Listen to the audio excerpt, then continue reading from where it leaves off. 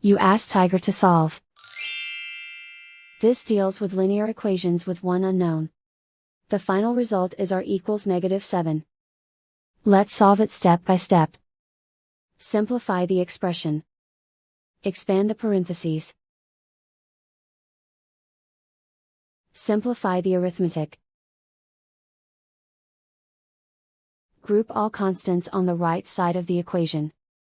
Subtract 8 from both sides.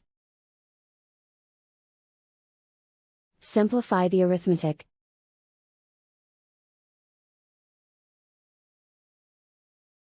Isolate the x.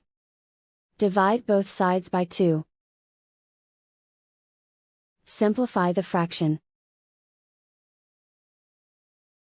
Find the greatest common factor of the numerator and denominator. Factor out and cancel the greatest common factor. And so the final result is r equals -7.